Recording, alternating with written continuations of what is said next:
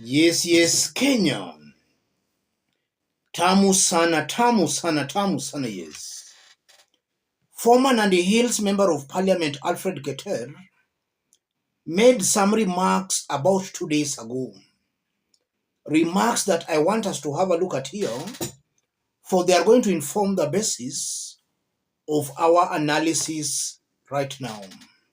Listen to this. Halafu ukiuliza wanaambiwa ati wewe ni mkale. Nyamaza. Wewe ni mkale kitu gani? Ukilala jioni na watoto wako wamelala njaa, ni wewe peke yako. It's not everyone.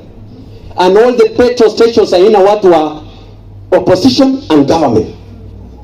If you are a sufferer, you are a sufferer. This government is worse than Uhuru Kenyatta government. In my own, what I think. In my own view. Ama namna gani? This is a worse government. Because Uhuru left fuel at 104, it is 210.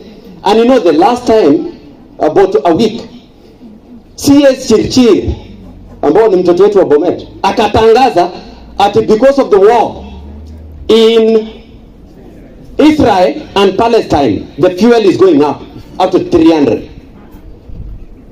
If it was not for the opposition and the members of press and the media houses to expose them, because many other countries were making news saying that the fuel is coming down because of the same war.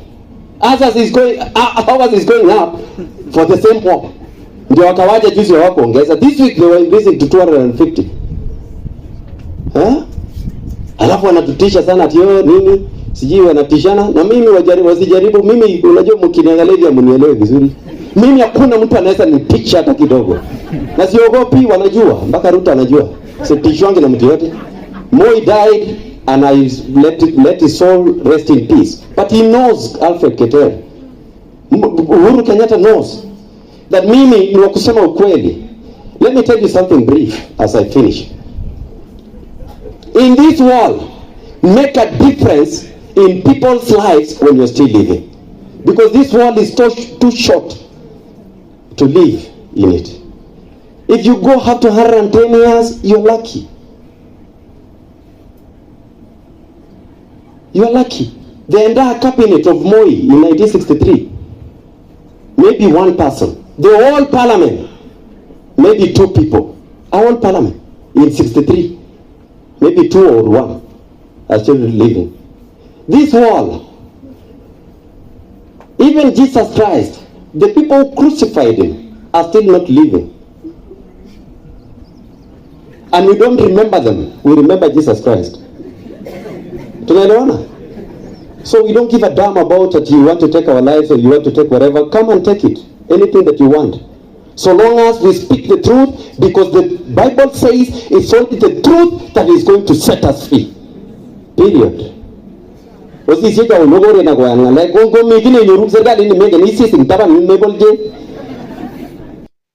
That's former Member of Parliament for Nandi Hills. I want us to put those remarks into perspective. As the Member of Parliament, rather, as Alfred Keter was speaking, I saw the crowd cheering him up. And we all know that that's an area perceived as a William Ruto's stronghold. But as he was attacking the government, I had some residents there cheering him up. And yesterday, we saw Davis Chirchir being heckled out of the podium, in spite of the fact that he's a very known William Ruto ally. And even from the sitting arrangement yesterday, you are seeing Davis Chirchir sat next to William Ruto, very close to William Ruto. In spite of that, he was still heckled and forced to cut his speech. He could not complete or finish his speech. Those two incidences confirms beyond any reasonable doubt that the Kalenjin nation is not happy with William Ruto's government. So if William Ruto has ears, he should listen. The Kalenjin nation, your people, your stronghold is not happy of your government. You have oppressed them and you have also oppressed Kenyans. That's the message that I'm getting from those two incidences. The Alfred Keter's incidents and the Davis Churchill's incidents. And then secondly, why is it that the elected leaders are not defending the people? They are not talking on behalf of the people. It's clear Kenyans are suffering across the country, but these so-called elected leaders who are elected to represent the people are silent and quiet. Why is that the case? These leaders are taking the advantage that Kenyans, a good majority, are still politically naive. And that's a point I've always stressed in this forum. Kenyans are still politically naive. And I'm saying that because just a few months ago, members of parliament voted on the finance bill 2023, a bill that has made life very difficult. And the same members of parliament who passed that bill, I'm seeing them going back to the people with a bag of unga, some goodies, and Kenyans are cheering them up and ululating for them. The members of parliament, these elected leaders, they have realized the ground is still asleep. The ground is still politically naive. So they can play, they can just play on their psychology. And within a week or two, Kenyans shall have forgotten, and it's just business as usual.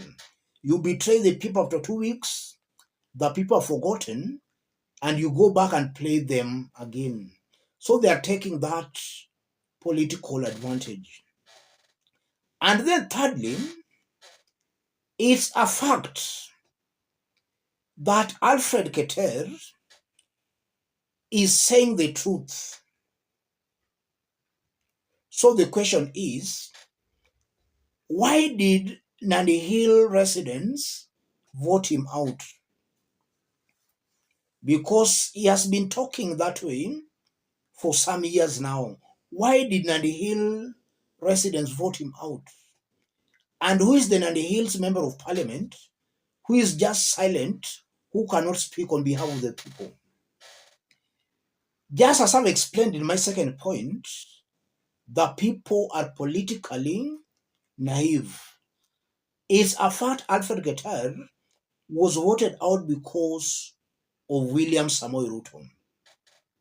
So I'm seeing a very high possibility where the elected leaders are also quiet and afraid of coming out to defend the people, because the people sometimes are very unpredictable and also politically naive, just as I'm saying. So the people, maybe when push comes to a shove, they might put aside their interests and support William Ruto's interests.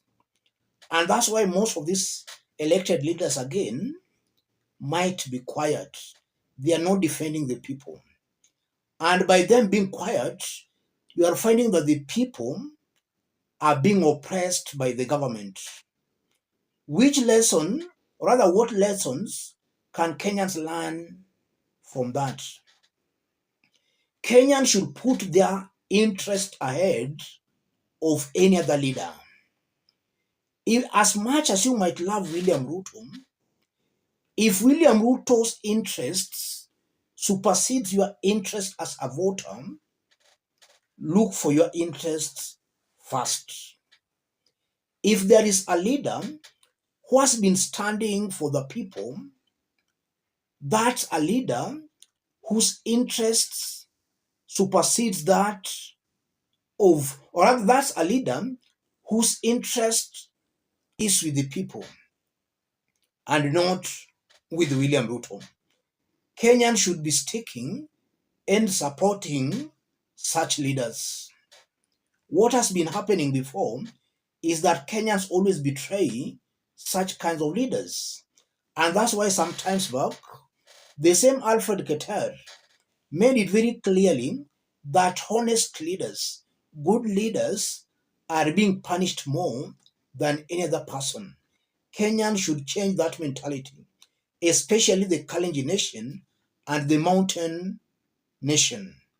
They must look at leaders who have their best interests at heart, not leaders whose loyalty for William Ruto supersedes their loyalty for the people. If Kenyans can do that, then they'll be getting leaders who will be defending them. And if they get those leaders who will be defending them, the government will not be oppressing them. Yes. Let me stop it there, ladies and gentlemen. If you are watching us but you have not yet subscribed, subscribe, give this video a like. In case you want to support our forum, for the forum to continue growing strong and stronger, contact me through that number below, or feel free to send your chai through that number. Let's meet in our next analysis. Thank you.